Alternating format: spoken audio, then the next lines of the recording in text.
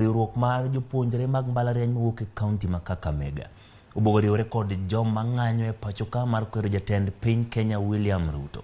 Kane giloso kod jofwambo boma ma Kakamega kotenore kod jakom margi Victor Wangusi, gikwedo okang' mar piny owacho chano golo omenda ma jolo somo HELB ne jopuonjre mag mbalariany mag ji giwegi. Bende giseyo jatend piny kaluwore kod nengo mar ngima kod osuru maturo jo Kenya. Giyango ni koni piny owacho ok biwinjo ywakgi to gibiro chuno mondo giriwre gi jo Kenya mamoko e ng'anyo. Nyumbani na 16 ukiongezea 3, hiyo ni 19, ukiongeza 52. Ukiongeza 52. Sasa mfanyikazi atarudi na nini nyumbani? Hakuna kitu mfanyikazi atarudi nayo. NHIF, yes unapunguza, lakini bado tunashuku.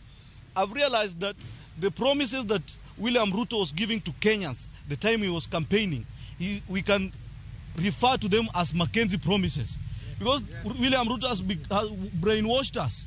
The things William Ruto told us of hustlers, they are not the things William Ruto is delivering to us. William Ruto is taxing us left, right, and center. When it comes to NSSF, NHIF, HELB, Mara House, Bwana President, please, we need a break.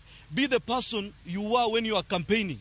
And you are going to verge and march to State House, and we will come and tell you face to face.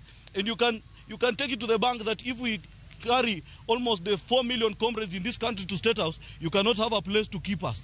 Please, give us a break. Comrades, power. Power. We are telling the president that you have to revisit and review the people who are advising you. Kagi weche mag kambi mar KEMSA